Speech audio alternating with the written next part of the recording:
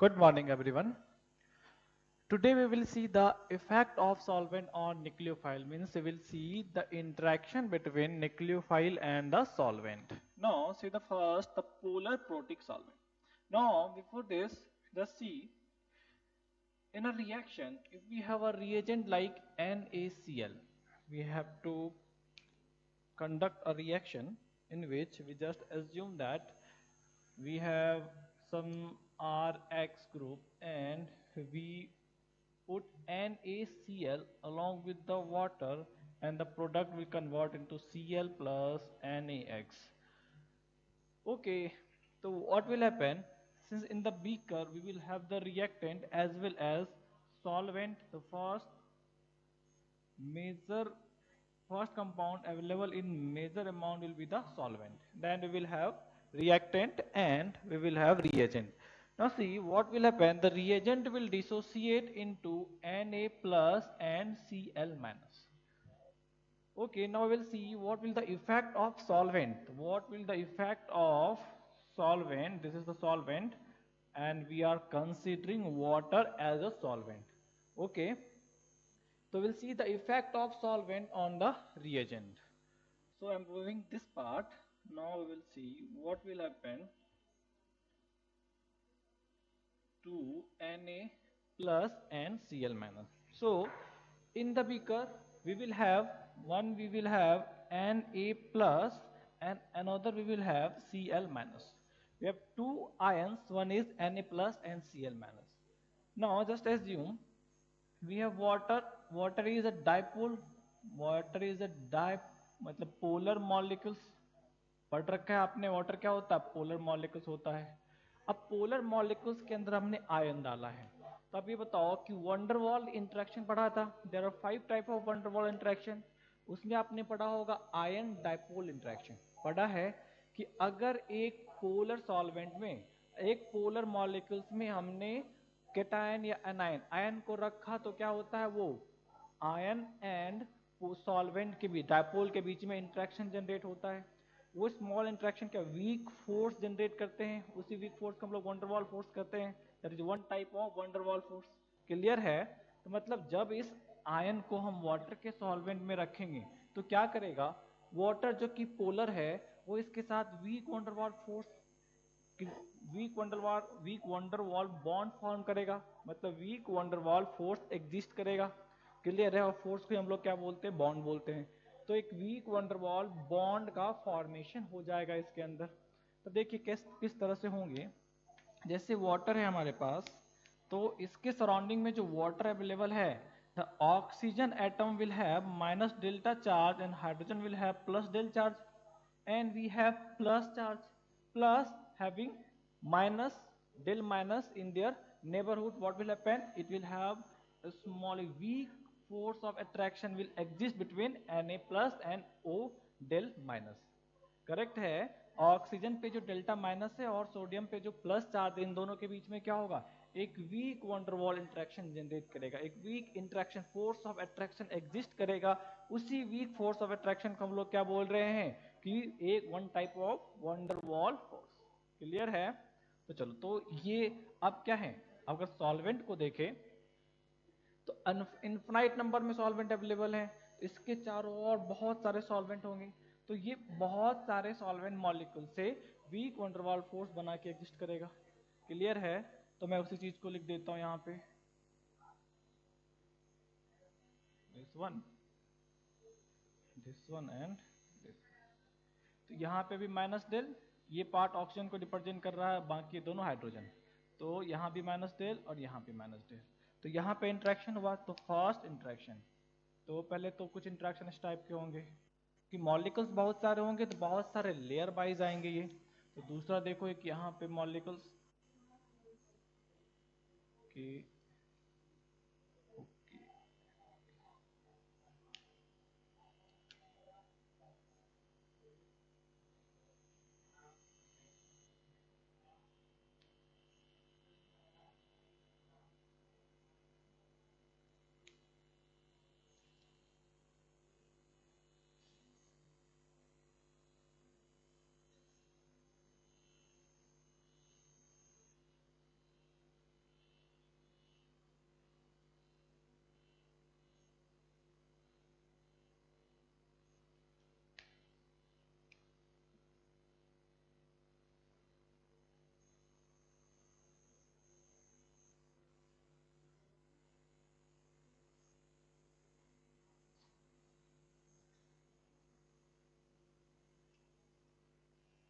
देखो क्या है, इस तरह के इनफाइनाइट इंटरेक्शन होंगे सॉल्वेंट मॉलिक्यूल्स और आयन के बीच में। इस तरह के क्या होंगे, इनफाइनाइट नंबर ऑफ इंटरेक्शन होंगे, infinite number of weak van der Waals bond का फॉर्मेशन होगा। अब एक चीज देखिए, अगर बॉन्ड का फॉर्मेशन है it's mean energy will be released, और अगर एनर्जी रिलीज हो रहा है इसका मतलब क्या है, स्टेबिलिटी इंक्रीज करेगी। तो अगर सॉल्वेंट में, अगर एक पोलर सॉल्वेंट में हमने आयनिक पार्ट को डाला, आयनिक मतलब जो आयोनाइज कर जाए, केटायन एनाइन के फॉर्म में आ जाए, तो अगर आयनिक पार्ट को डाल रखा है तो क्या होगा, उसका इंट्रैक्शन, उसका सॉल्वेंट के साथ इंट्रैक्शन होगा, और उस इंट्रैक्शन में क्या होगी, वीक वंडरवॉल बॉन्ड का फॉर्मेशन होगा, मींस एनर्जी क्या होगी, रिलीज होगी। अगर एनर्जी रिलीज हो रही है तो स्टेबिलिटी क्या हो रही है, बढ़ रही है, तो इसकी रिएक्टिविटी क्या हो जाएगी, घट जाएगी। ये चीज क्लियर है, ये समझा। अब देखो, जो ये वीक इंट्रैक्शन है, इसी ये वीक बॉन्ड का फॉर्मेशन का जो प्रोसेस है उसी को हम लोग क्या बोलते हैं, सॉल्वेशन बोलते हैं। मतलब अगर सॉल्वेंट में हमने आयन को डाला तो सॉल्वेंट क्या करेगा, solvent will interact with ion and form weak van der Waals force and that process is called solvation. Clear है, सॉल्वेशन के थ्रू क्या कर रहा है, ये आयन को स्टेबलाइज कर रहा है। आयन स्टेबलाइज हुआ तो रिएक्टिविटी क्या होगी, डिक्रीज करेगी। तो सॉल्वेशन क्या है ये समझा। सॉल्वेशन का मतलब है किसी भी पोलर सॉल्वेंट में अगर हम आयन को डालते हैं तो आयन क्या करता है, उसको स्टेबलाइज करता है। किसके थ्रू, वीक वंडरवॉल इंटरेक्शन के थ्रू उसको स्टेबलाइज करता है, और इसी प्रोसेस को हम लोग क्या बोल रखा है, सॉल्वेशन बोल रखा है। अब अगर सॉल्वेंट की जगह, अब अगर हमने सॉल्वेंट की जगह वाटर ले लिया, अगर सॉल्वेंट की जगह वाटर ले लिया तो हम लोग क्या बोलेंगे, उसको हाइड्रेशन बोलेंगे। वाटर को छोड़कर कोई दूसरा सॉल्वेंट होगा तो क्या बोलेंगे, प्रोसेस को सॉल्वेशन बोलेंगे। अगर वहां पे वाटर ले लिया सॉल्वेंट के तौर पे तो क्या बोलेंगे, उसको हाइड्रेशन बोलेंगे। क्लियर है, ये समझा, हाइड्रेशन क्या होता है ये समझा, सॉल्वेशन क्या होता है ये समझा। आप एनानिक पार्ट का भी देख सकते हैं।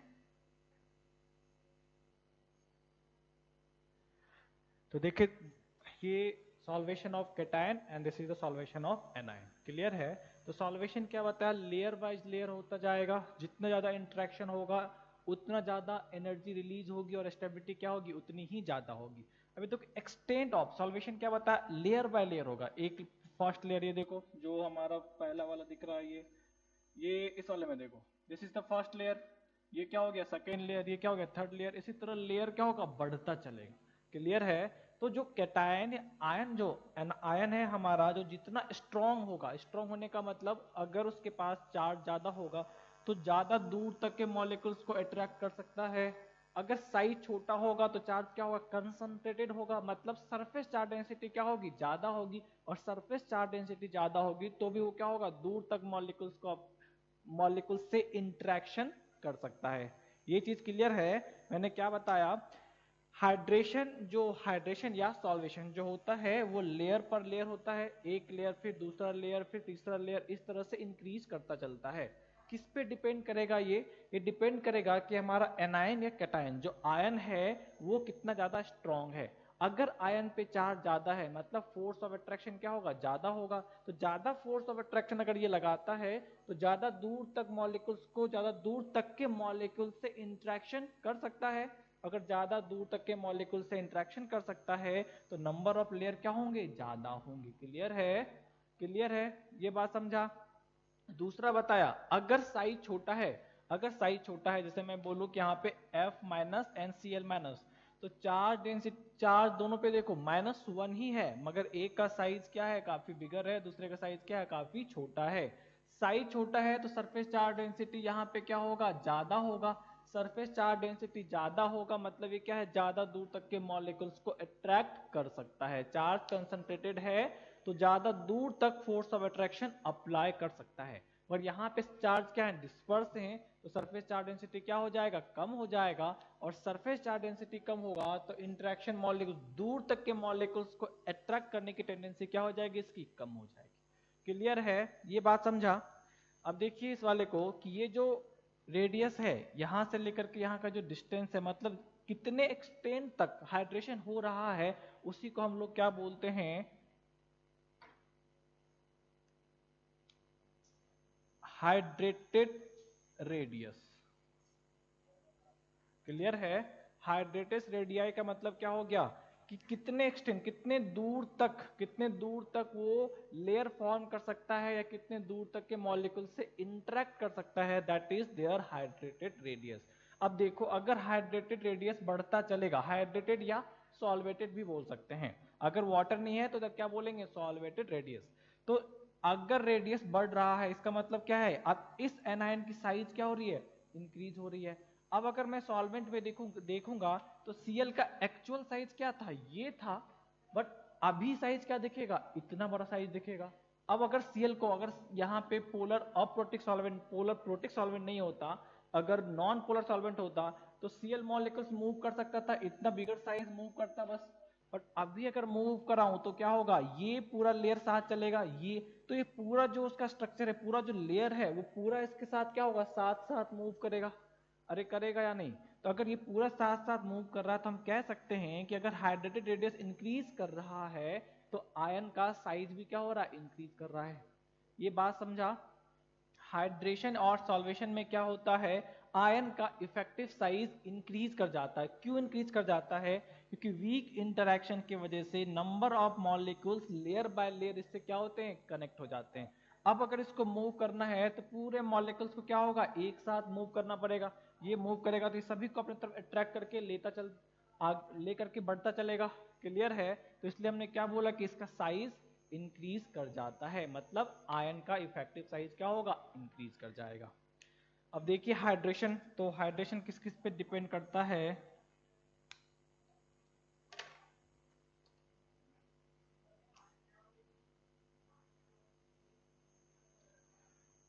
हाइड्रेशन डायरेक्टली प्रोपोर्शनल टू क्या है, चार्ज ऑन आयन। आयन पे चार्ज जितना ज्यादा बताया तभी, चार्ज जितना ज्यादा उतना ज्यादा फोर्स ऑफ अट्रैक्शन वो लगा सकता है, तो मतलब उतने ज्यादा लेयर का फॉर्मेशन वो कर सकता है। दूसरा बताया inversely proportional to size of ion. Size of ion, size of ion जितना बिगर होगा साइज बढ़ेगा, चार्ज डेंसिटी डिक्रीज करेगी, तो लेयर फॉर्म करने की टेंडेंसी क्या हो जाएगी, कम हो जाएगी। तो ये बोला साइज इंक्रीज तो हाइड्रेशन क्या हो जाएगा, डिक्रीज करेगा। क्लियर है। हाइड्रेशन जितना ज्यादा होगा, हाइड्रेशन जितना ज्यादा होगा, स्टेबिलिटी क्या होगी, स्टेबिलिटी उतनी ही ज्यादा होगी। स्टेबिलिटी ज्यादा हो रही है, हाइड्रेशन ज्यादा होगा तो हाइड्रेटेड रेडियस क्या होगा, ज्यादा होगा, मतलब इफेक्टिव साइज भी क्या होगा, ज्यादा होगा। तो हाइड्रेटेड रेडियस भी क्या होगा, हाइड्रेटेड रेडियस भी इंक्रीज करेगा। हाइड्रेशन इंक्रीज किया तो हाइड्रेटेड रेडियस भी क्या होगा, इंक्रीज करेगा। स्टेबिलिटी क्या करेगी, इंक्रीज करेगी। और रिएक्टिविटी क्या होगी, रिएक्टिविटी क्या हो जाएगी, डिक्रीज डिक्रीज कर जाएगी। क्लियर है ये बात, समझा ये चीज, इसको याद रखेंगे, ये सारे बिहेवियर्स को याद रखेंगे। समझा यहां तक। तो पोलर प्रोटिक सॉल्वेंट में मॉलिक्यूल्स को डालने किससे क्या होगा, जो हमारा रिएजेंट है अगर वो आयनिक पार्ट है तो उस आयनिक पार्ट में दोनों ही कैटायन अलोंग विद अनायन, दोनों का क्या हो जाएगा, सॉल्वेशन हो जाएगा। दोनों का सॉल्वेशन होने का मतलब है ion will be more stable, ion will be stabilised by solvent. अगर आयन स्टेबलाइज्ड हो गया तो अब इन दोनों की रिएक्टिविटी क्या हो गई, इफेक्ट कर जाएगी। क्लियर है, ये समझा। अब देखते हैं हम लोग की न्यूक्लियोफिलिसिटी का जो ऑर्डर पढ़ा था हमने, साइज से क्यों इफेक्ट करता है पोलर प्रोटिक सॉल्वेंट में, ये समझ गए, इसको नोट कर लीजिए पहले।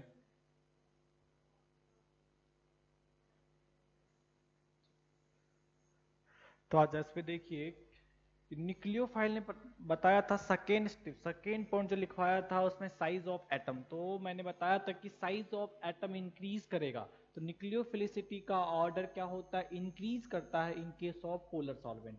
तो देखते हैं कैसे इंक्रीज करेगा। तो अब देखो, पोलर बेसिकली हमने पढ़ा है लोन पेयर डोनेट करने की टेंडेंसी, लोन पेयर डोनेट करने की टेंडेंसी जैसे जैसे साइज बढ़ती है, चार्ज डेंसिटी डिक्रीज करती है, तो लोन पेयर डोनेट करने की टेंडेंसी डिक्रीज करनी चाहिए थी। बट न्यूक्लियोफाइल के केस में, मतलब पोलर सॉल्वेंट के केस में ये टेंडेंसी इंक्रीज कर जाती है, ऐसा क्यों होता है, इस चीज को चेक करें। अगर बेसिक स्ट्रेंथ का जो जनरल हमने बेसिक स्ट्रेंथ के लिए पढ़ रखा था उससे देखते तो क्या होता, F- सबसे पहले आना चाहिए था, F माइनस की बेसिक स्ट्रेंथ क्या होता है, ज्यादा होता है, बेसिसिटी क्या होती है, ज्यादा होती है। तो F माइनस फिर Cl माइनस फिर Br माइनस फिर I माइनस, तो ऐसा होना चाहिए था। मगर पोलर सॉल्वेंट में न्यूक्लियोफिलिसिटी का ऑर्डर क्या हो जाता है, इस टाइप का हो जाता है। तो इसी चीज को चेक करना है कि ऐसा क्यों होता है। तो अब देखो यहाँ पे न्यूक्लियोफिलिसिटी में ऐसा क्यों होता है कि जैसे ही हमने सॉल्वेंट को पोलर सॉल्वेंट में रखा, सॉरी रिएजेंट को पोलर सॉल्वेंट में रखा, जैसे ही हमने रिएजेंट को पोलर सॉल्वेंट में रखा है तो क्या होगा कि इसका हाइड्रेशन चालू होगा। अब साइज देखो तो F और ClBrI में सबसे छोटा साइज किसका है, F का है। चार्ज सभी के पास क्या है, सेम है। तो चार्ज का एक्सटेंट क्या है, सेम है, साइज छोटा है, तो इसका सॉल्वेशन या हाइड्रेशन क्या होगा, ज्यादा होगा। क्लियर है। अगर सॉल्वेशन और हाइड्रेशन ज्यादा होगा इसका मतलब number of layer form by F minus will be more than that of that form by Cl minus और Br माइनस।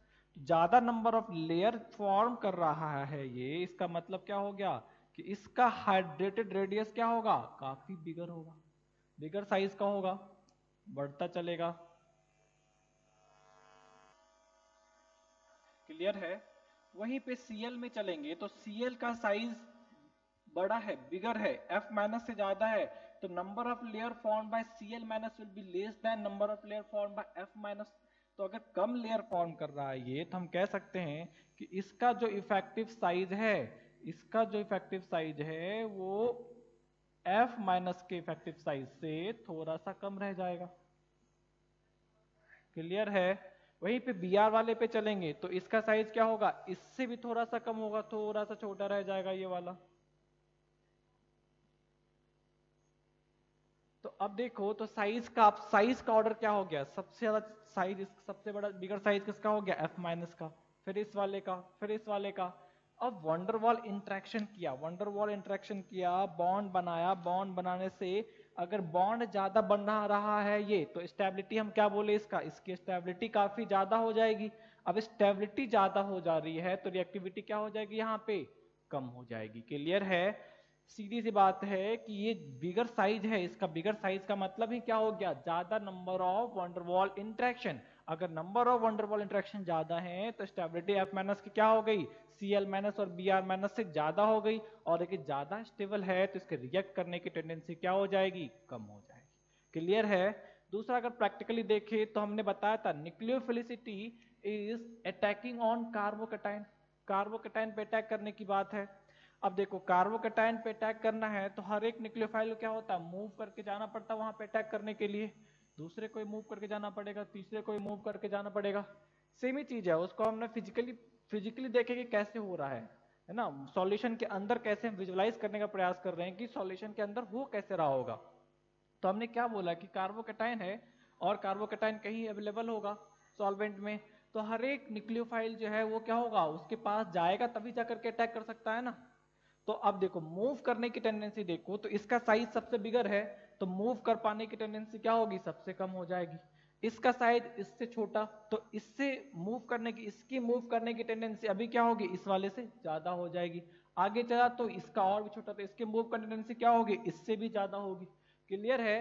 तो जो जितना फास्ट मूव करेगा उतना जल्दी अटैक करेगा, मतलब उसकी रिएक्टिविटी क्या हो जाएगी, उतनी ही ज्यादा हो जाएगी। बात समझा ये वाली, क्लियर है। उसी चीज को हमने स्टेबिलिटी से भी सीधा बताया, आप स्टेबिलिटी से भी सीधा कंपेयर करके देख सकते हैं। सिंस हाइड्रेशन हो रहा है तो स्टेबिलिटी ज्यादा है, स्टेबिलिटी ज्यादा है तो रिएक्टिविटी कम है। और अगर उसको फिजिकली हम देखें तो क्या बताया, साइज बिगर है, मूव करने की टेंडेंसी क्या हो गई, कम हो गई। ये चीज क्लियर है, ये समझा, इसमें कोई दिक्कत नहीं। तो न्यूक्लियोफिलिसिटी का ऑर्डर क्या आ गया हमारे लिए, न्यूक्लियोफिलिसिटी का ऑर्डर ये आ जाता है। ये समझ गए। चलो अब पोलर अप्रोटिक सॉल्वेंट में आते हैं। तो पोलर अप्रोटिक सॉल्वेंट में, चलो इसको नोट कर लो पहले, फिर पोलर अप्रोटिक पे चलता हूं मैं। ऊपर ही लिखता हूं देखो, मार्कर। दूसरा polar aprotic solvent. Polar aprotic solvent में बताया था, पोलर अप्रोटिक सॉल्वेंट में बताया था कि ये एसीटोन होता है हमारा, तो ये केटायन को तो स्टेबलाइज कर सकता है, केटायन को तो स्टेबलाइज कर सकता है, मगर एनायन को स्टेबलाइज नहीं कर पाता है because of their hindrance. Clear है? तो मतलब यहाँ पे सॉल्वेशन होगा किसका होगा? केटायन का होगा। एनायन का सॉल्वेशन हो सकता है क्या? नहीं हो सकता। तो पोलर अप्रोटिक सॉल्वेंट में अनायन का सॉल्वेशन नहीं हो सकता। अगर अनायन का सॉल्वेशन नहीं हो सकता है तो क्या उसका इफेक्टिव साइज इंक्रीज करेगा? क्या नहीं करेगा। तो सबसे छोटा साइज क्या होगा? अगर पोलर प्रोटिक सॉल्वेंट में अप्रोटिक सॉल्वेंट में डाला तो साइज का भी ऑर्डर क्या होगा? F माइनस का साइज सबसे छोटा, साइज का ऑर्डर F माइनस सबसे छोटा, फिर Cl माइनस, फिर Br माइनस, फिर I माइनस। क्लियर है? ये चीज क्लियर है? अब अगर मुझे मैं कार्बोकेटाइन ला के रखूं, अगर मैं कहीं पे कार्बोकेटाइन ला के रखूं तो सबसे फास्ट कौन मूव करेगा? सबसे फास्ट कौन मूव करेगा? सबसे फास्ट वो मूव करेगा जिसका साइज क्या होगा? सबसे छोटा होगा। सबसे छोटा साइज किसका है? F माइनस का। फिर किसका है? Cl माइनस का। तो न्यूक्लियोफिलिसिटी का ऑर्डर क्या आ गई यहाँ पे? न्यूक्लियोफिलिसिटी की ऑर्डर क्या? न्यूक्लियोफिलिसिटी की ऑर्डर क्या आ जाएगी? F minus, then Cl minus, then Br minus, then I minus. Clear है? इसको सीधा स्टेबिलिटी फैक्टर से देखें तो स्टेबिलिटी फैक्टर से भी देखो तो हम क्या कह सकते हैं कि F माइनस और यहाँ पे F माइनस पे चार्ज डेंसिटी सबसे ज्यादा है और इसको स्टेबलाइज करने वाला कोई फैक्टर नहीं है जो कि पोलर प्रोटिक सॉल्वेंट में था। क्लियर है? पोलर प्रोटिक सॉल्वेंट में क्या था? इसका सॉल्वेशन हुआ था इसलिए ये स्टेबलाइज हो गया। बट यहाँ पे सॉल्वेशन करने वाला कोई अवेलेबल नहीं है, तो सॉल्वेशन नहीं है तो सीधा क्या देखना पड़ेगा हमें? चार्ज डेंसिटी देखना पड़ेगा। तो चार्ज डेंसिटी किसका ज्यादा है? इस वाले का ज्यादा, तो रिएक्टिविटी क्या हो जाएगी? इस वाले की ज्यादा हो जाएगी। क्लियर है? दो चीज को मैं बताया हूं यहाँ पे, दो चीजों से कोरिलेट करके बताया हूं और दोनों आपस में इंटर रिलेटेड है।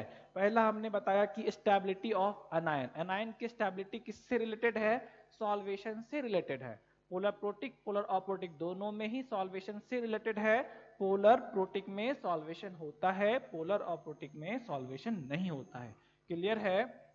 तो हमने आपको बताया कि F माइनस स्मॉलर साइज का है तो ये ज्यादा हाइड्रेट करेगा, हाइड्रेटेड रेडियस ज्यादा होगा, मतलब इंटरेक्शन क्या होगा? ज्यादा होगा।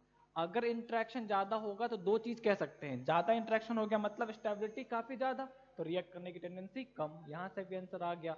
या दूसरा हम ये कह सकते हैं कि सॉल्वेंट के अंदर इसकी स्टेबिलिटी ज्यादा है, मतलब हाइड्रेशन ज्यादा किया है, हाइड्रेटेड रेडियस ज्यादा है, तो सॉल्वेंट के अंदर मूव कर पाना क्या होगा? डिफिकल्ट होगा। मूव कर पाना डिफिकल्ट हो गया तो मतलब अटैक करने की टेंडेंसी क्या हो गई? कम हो गई, मतलब रिएक्टिविटी क्या हो गई? कम हो गई। क्लियर है? रिएक्टिविटी कम है इसका मतलब क्या है? स्टेबिलिटी ज्यादा है। तो ये दोनों आपस में क्या है? इंटर रिलेटेड हैं। क्लियर है? आप दोनों किसी भी तरीके से लिखेंगे तो आपका आंसर सेम ही आएगा।